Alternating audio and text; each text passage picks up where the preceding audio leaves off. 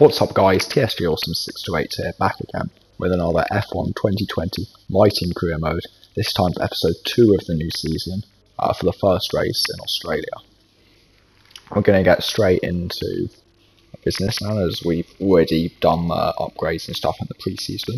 As you may have seen with the weather forecast, it's completely dry all weekend, but I did forget to show you, I think, the performance index going into the race, so here it is, and it seems it's going to be Mercedes, then Racing Point, then us, then Red Bull, then Ferrari, then Renault, then McLaren, then AlphaTauri, then Alfa Romeo, and then Haas, and then Williams. We're probably expecting Alfa Romeo, Haas and Williams to be near the bottom as they were last season. And it should be quite interesting because obviously we're going to aim for the title of the season. We've got a new driver in Daniel Ricciardo, who obviously we stole from Renault, so it's also going to be interesting to see what driver transfers have happened and whether we can indeed catch Mercedes. Obviously, towards the end of last season, Racing Point had the buff from the performance patch, but they didn't really hit the heights of the performance that it showed on the performance index, so it will be good to see whether they are actually quick this season. So now looking in for any driver transfers, and Mercedes, Ferrari and Red Bull keep their lineups. Obviously we changed to bring in Daniel Ricciardo. Renault replaced Ricciardo with Sergio Perez, who signs from Racing Point. And as you can also see on the list, Jack Aitken has joined Williams, so one of Russell or Latifi definitely has to have left. Giovinazzi took the seat vacated by Perez at Racing Point, and Magnussen filled that Alfa Romeo seat that Giovinazzi vacated. Obviously with Kimi Räikkönen also retiring, Latifi had to then go in and replace him, which also led to there being 2 free seats at Williams, which Aitken filled one of them, and De Vries filled the other, as George Russell made his way to Haas to replace Magnussen. So quite a lot of changes at the lower end of the table for driver transfers, but the only real standout ones for any of the top 8 teams were Perez and Giovinazzi moving up. Now on to Q1 in Australia, and it was just about getting a grips with a new car. Obviously first time driving with the new livery, which we designed for this season. Still using Mercedes engines, so not much in the way of the engine change, but quite a few aerodynamic upgrades. And we hope to see if we can get up towards the front. We won quite a few races towards the end of last season, especially after the summer break. We were incredibly strong, so we're going to have to see whether we can keep up that form and challenge for the championship this year. In Q1 we go provisional fastest, but as we already are beaten by Giovinazzi, and at the end of the session we get knocked all the way down to P15, but still just making it through with, as expected, the Alfa Romeos, Haas's and Williams getting knocked out. Aitken and Grosjean and Magnussen all out-qualifying their teammates. So not the debuts that Latifi, Russell and De Vries would have wanted for their new teams. And Hamilton topped the session with Ricciardo in second, so good start from our teammate. And there was quite a big gap to Bottas, and then Stroll was in fourth. Giovinazzi, who actually saw go fastest early in the session, must have already thought he was safe and not gone out again or something, and therefore was already down P12. Now as we move on to Q2, not trying anything with the medium tyres. At Australia it should just be a simple one-stop from either softs to hards or softs to mediums, so we don't need to qualify on a harder tyre to make that work. And we just need to try and focus on getting into the top 10 shootout. Obviously we had a near miss in Q1, even though we were probably always safe, and we need to improve on that position to be able to qualify for Q3. And as we come towards the end of our lap, going to go around the final corner, run I guess slightly wide, but it should be okay, and it's a very similar lap to what we set in Q1, and it does put us provisionally fastest, but as we fast forward closer to the end of the session, we're already down to 7th. So I felt that we needed to go out again, and we didn't want to risk getting knocked out in Q2. So we just move our way through towards the end of the lap, gaining about 3/10, and we do get a better run through the final couple of corners this time, and gain quite a bit of time on the exits to gain about 5.5 tenths, and finish up the Q2 session in P4. So we into Q3, along with Valtteri Bottas and Lewis Hamilton, who got a 1-2 from Mercedes in that session. Lance Stroll in the Racing Point was 3rd, and then us and Ricciardo were 4th and 5th. Leclerc finished 6th, Gasly 7th, Verstappen 8th, Giovinazzi and Norris rounding out the top 10. So Sainz, Albon, Vettel, Perez, Ocon and Fiat all missed out on Q3, but the gaps weren't too large between the top 10 and the next 6, so it should be quite close come race day, with Sainz and Albon also getting free choice of tyres from the start of the race. On to our first lap in Q3 then, which had to be done on a used set of tyres, because obviously we used 2 sets in Q2, which meant that we only get 1 free set left. And as we come around the final corner for our first lap, it wasn't a particularly quick lap. It was slower than both our previous laps so far, as we set at 1:99. It did put us in P3 at the time, but over 9 tenths off pole position, which is not what we wanted.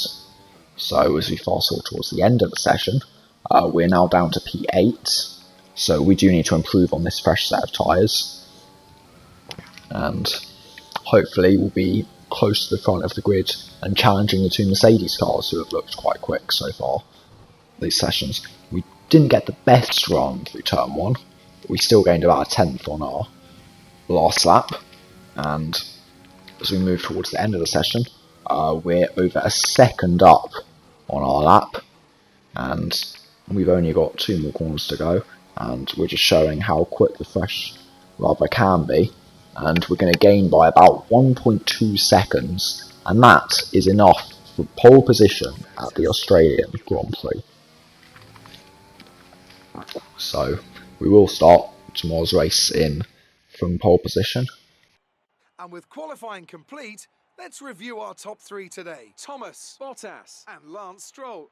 Well, that wraps up qualifying, but don't worry, we'll be back tomorrow as we head into the Grand Prix. So Bottas will start alongside us in second, and Lance Stroll takes 3rd in the Racing Point. And as the 1, 2, 3 is TSJAwesome, Mercedes and their Racing Point, 4, 5, 6 is also the same. Ricciardo 4th, Hamilton 5th, and Giovinazzi in 6th. Lando Norris takes then best of the rest, as if you call it, in 7th, and then Gasly 8th, Leclerc in 9th, and Verstappen starts from 10th. So Red Bull are not as near the front as they probably would have hoped for, and considering their performance at the start of last season, they have had quite a fall from grace, with one car getting knocked out in Q2 and the other finishing bottom in Q3. Again, probably similar for Ferrari, but they obviously were nerfed by the performance patch anyway, so how they're still battling Red Bull shows how far Red Bull have fallen. Like, Red Bull are even behind the sister team in AlphaTauri. The fans really seem to enjoy that. They think it was easy. Who would you say is your biggest rival at the moment? So this is a hard decision to go for, but we just decided that, seeing as we want to go for the championship, that we would go for Lewis Hamilton, because he would give us the most acclaim, and if we do beat Lewis Hamilton this season, we are likely to be challenging for the championship. Obviously Bottas was last season's champion, but we will start this race from pole position, so hopefully we can dethrone him.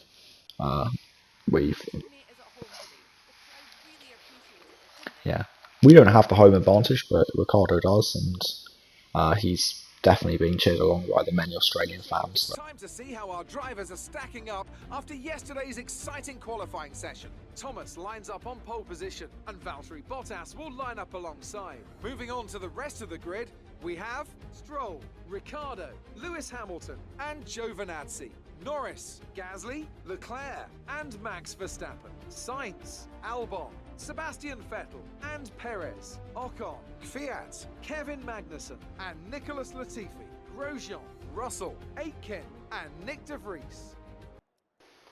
So for strategy, we're probably going to have to go for a soft to hard strategy. Obviously the soft and medium strategy would be slightly quicker if we could pull it off, but with our tyre wear levels last season, it probably isn't possible. So we're going to start the race now. We've got 5 red lights and we get an alright start, but in the second and third gear phase we pull away from Bottas and hold the lead into turn 1. We do run slightly wide though, but that's alright. And Hamilton gets past our teammate Daniel Ricciardo, but they're going side by side and Ricciardo seems to have got the position back. We do run slightly wide into the next corner and aren't as settled on this heavier fuel runs as we were qualifying yesterday. And we'd make a slight mistake through that corner and Bottas is all the way on the back of us, and as we run slightly wide through the next corner as well, Bottas is going to try and find his opportunity and he takes the lead of the Australian Grand Prix pretty early on here. And at the end of lap 1 he seems to be pulling away from us quite quickly. He's already outside his second window and we also want to try and pull away from Lance Stroll so that he will not get DRS from us. And at the end of lap 2 the gap is up to about 9/10 to Lance Stroll, so hopefully for our sake that means that we can pull out of DRS range, but he has managed to keep it and he's closing in on us and the gap is around 7/10, so we're starting to form a bit of a train behind us with Stroll, Ricciardo and Hamilton all quite quick and wanting to overtake us. Bottas at the end of lap 4 has already pulled 4 seconds on us and he's been electric this race and we really struggled to set into a rhythm, but at the end of lap 5 we have finally settled into that rhythm and we've pulled out of DRS range of Stroll, who is now 1.5 seconds back. Obviously our pit window is going to be on roughly lap 9, so if we can continue to pull away from Stroll at this rate, then we'll be safe from any undercut threat.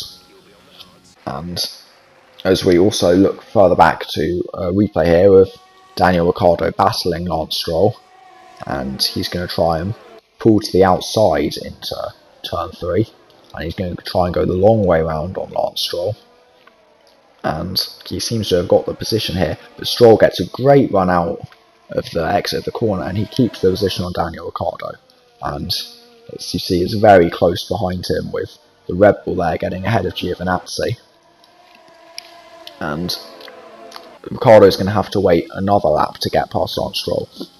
You see the gap from us now to Lance Stroll is now 4.2 seconds, so either Stroll must have some kind of issue or he's just been really slowed down from the battles that he's having.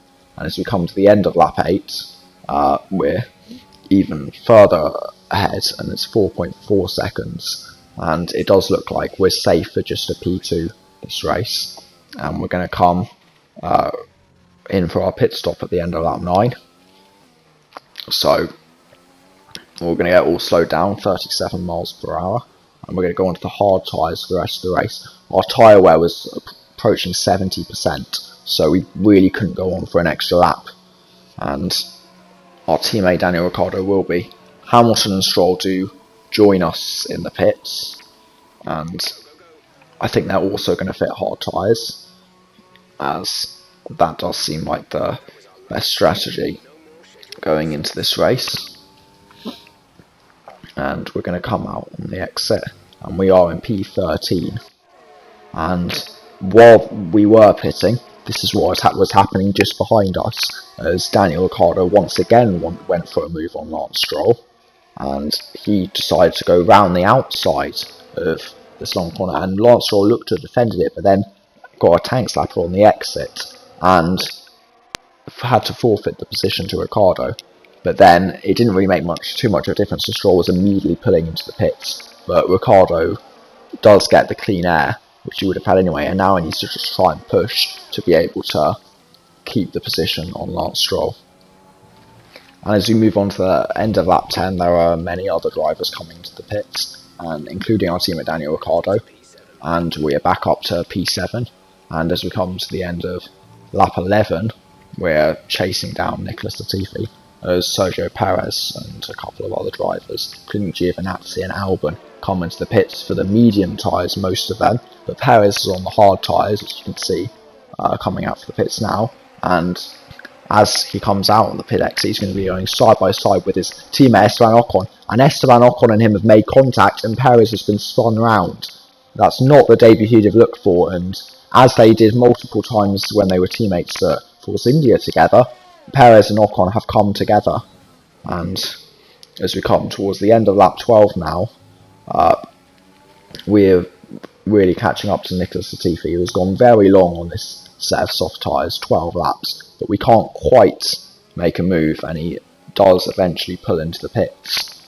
That did cost us quite a bit of time, but we are now 6 seconds still ahead of Grosjean, who's actually the car just behind, and then Ricciardo as well.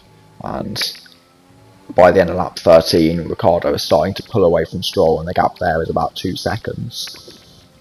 And we are pretty much comfortable for P2 here. We're matching Ricciardo pretty much every lap, and we're not really gaining that much time with Bottas, so it's not really making a difference what we do, and we're just flying through the laps here as Lance Stroll is now holding up Lewis Hamilton just behind, and there is quite a big train, but just behind those two there's one car, I think it's like a Ferrari or Red Bull, that's holding everybody up, and it just means that there aren't many battles going on. And as we move on to the end of lap 17, there still isn't really any other action behind to show you. Obviously Perez is slowly catching up to the drivers ahead of him as he needs to make his comeback after his spin early on. And we're just flying through the laps here. The gap to Bottas has gone up by about 5/10 over the last 5 laps, and the gap to Ricciardo's stayed about the same. And as we move on to lap 19, there's a yellow flag, and that is because Daniel Kvyat is now out of the session. So AlphaTauri are now running one-legged for the rest of the race, with only one car left in Pierre Gasly, and here's how it happens. Well, it just seems that he gets a loss of power on the exit and just has to pull over. So just a mechanical issue for the car for Daniel Kvyat there. And as we move on to the end of lap 19, we're gonna still about 7 seconds both sides, and we're gonna go and look at how Perez is getting on, as he's got Latifi just in front of him, and in front of that there's Jack Aitken, our former teammate. But Perez pulls to the outside of Latifi, and Latifi really fights him for this position, as Latifi is on better tyres, but Perez does have a quicker car, and they're going to still go side by side throughout this entire section. And Latifi is looking to hold on, but Perez is going to try and go round the outside and claims the DRS, or both of them have DRS because of the Williams in front, and Perez is going to look to get it, but Latifi goes back up the inside, and this battle has lasted a very long time, but eventually Perez pulls in front and he makes the overtake, but he's still quite far behind, so you see that he's battling an Alfa Romeo and a Williams, which is not where he would have wanted to be on his debut for Renault. And then as we move on to lap 20, Ricciardo is slowly getting the gap down. It was about 7 seconds, and now it's about 6.5, but we're in a pretty good position. But as you see, there's another yellow flag at some point in the track, and this time it looks like it's for a Haas car. As we go through the next set of corners, we'll find out it is indeed for George Russell on his debut for Haas, and he has had to retire here, and a bit like Danny Kvyat, he just seems to lose power, and then he has to move over to the side and just pull over. And in this train that I've been talking about just before, that was being held up by a Red Bull Ferrari or something, you can clearly see that there were yellow flags, but it just goes green there, and Giovinazzi reacts much quicker than Leclerc to this sudden change from yellow flag to green flag conditions, and he manages to go round the outside in a position you wouldn't usually expect there to be an overtake. And some quick thinking from Giovinazzi, and he's now back up to P7, I think that is.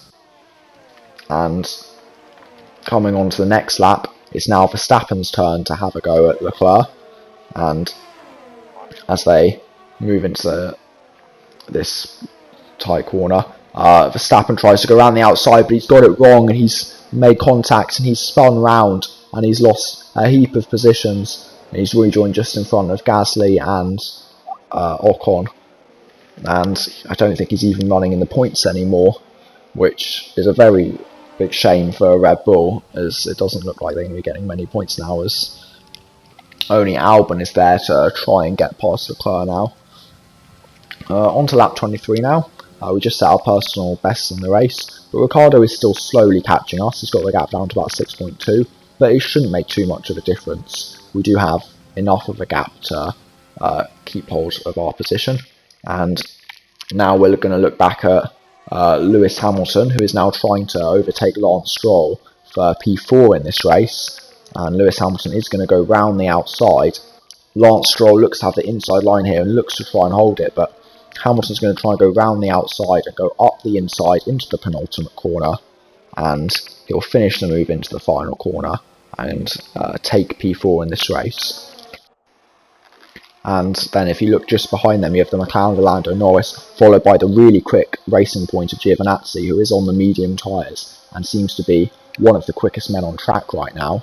You saw him get past Leclerc just earlier, and now he's on a mission to also try and get past Lando Norris. And he's going to pull to the outside into turn 3, and he's going to go right the way around the outside, and Lando Norris fights back, but it isn't quite enough, and Giovinazzi claims the position, and now he's going to try and hunt down his teammate and Lewis Hamilton. As we come on to the end of lap 24, well, this is where everything was happening. You see Lance Stroll and Hamilton are currently going side by side on the left side, but we just seen what the result of that battle was. And at the end of lap 25, Ricciardo has pulled the gap down to 5 seconds, so he's gaining around 5/10 a lap at least, and that's probably because we're about 5/10 off our personal best, which we probably shouldn't be. But in the next lap we settle down, we beat our personal best, and Ricciardo is running at the pace roughly of our personal best. And now we've got the Battle of Leclerc, who is still holding up this massive train here, and Albon is now looking to get past him, and in the same place where Giovinazzi got past Leclerc, Albon is going to try and go round the outside, and he'll take the position, and he is up to P8, so that will be good news for him. Leclerc then locks up, but manages to hold the position from Carlos Sainz, who's just behind him. And as we move on to lap 27, we are being caught by Ricciardo now again. The gap is now 4 seconds, and on lap 28 we have to lap Nick de Vries, who is quite far behind in the Williams car, so not what he liked for his first race in Formula 1. And as we move on to the end of lap 28, we're just starting the final lap now. Bottas is 12 odd seconds ahead, and then there's Ricciardo, who's now 2 seconds behind us. Bottas sets the fastest lap on the final lap, and he wins the Australian Grand Prix. We're going to come round the final corner for a double podium and a 2-3 at the Australian Grand Prix. Yes, that's a podium. Excellent drive. The team have worked especially hard this weekend, and this is a fantastic reward. Kevin Magnussen wins driver of the day, so he must have done some good job with the Alfa Romeo car that he has. And they certainly deserve it. So Bottas claiming the first place trophy, and both me and Ricciardo on the podium there alongside him. Hopefully we can get many double podiums this season, but hopefully more often than not it'll be one of our drivers on that top step rather than the Mercedes driver. Round of the World Championship. Here's how things look in the drivers' table. Valtteri Bottas passes his rival to take over the lead of the drivers' championship. Let's focus on the driver of the day, Anthony Davidson. Who do you pick? It's got to be Valtteri Bottas, a commanding performance that I think had the audience's eyes glued to him for the majority of the race. Let's move on to the constructors. Mercedes move to the top of the table. And with that, we wrap up another weekend of motorsport. But with more races lined up, be sure to join us when we come back with more Formula One. So Bottas wins the Grand Prix, 14 seconds ahead of us, and then Daniel Ricciardo's in third, who did steal fastest lap right at the end. Lewis Hamilton claims fourth, and the racing points of Stroll and Giovinazzi finished in fifth and sixth. Lando Norris then takes P7 for McLaren, with Albon taking 8th in the Red Bull. Leclerc takes 9th, and Carlos Sainz rounds out the points finishes in 10th. Sebastian Vettel finishes P11, with Kevin Magnussen in the Alfa Romeo did do a good job. He finished P12, ahead of Verstappen, Gasly, and both Renault cars, who didn't even finish in the top 14. Obviously Perez had that spin early in the race, and Ocon, who spun him round, didn't do a good job either. So Renault will probably be thinking how they didn't get more from this race, considering they're supposed to have a better car than McLaren and AlphaTauri. Yeah, so Esteban Ocon did finish 15th in the end, and Perez did finish 16th. Nicholas Latifi finished in 17th, and then came the Haas car of Romain Grosjean, and then the two Williams cars of Jack Aitken and Nick De Vries, who was the only car to get lapped. Then there were two DNFs in this Grand Prix of George Russell and Daniel Kvyat, so shame for George Russell on his Haas debut. And in the championship standings, well, the Drivers' Championship is basically how it finished, plus the 1 point that Daniel Ricciardo gets for the fastest lap. But in the constructor standings, Mercedes lead us by 3 points, and hopefully we can remove that deficit that we have in the coming races. Racing Point are a clear third on 18 points, ahead of McLaren, who are on 7 points, Red Bull on 4 points, and Ferrari on 2 points. Then Alfa Romeo are in 7th on 0, with AlphaTauri and Renault behind Alfa Romeo also on 0 points, but I do expect AlphaTauri and Renault to score at some point this season. And Haas and Williams on 0 points, and still extending their pointless races in fighting. There isn't really a secret. It's just about having a great team and a great car.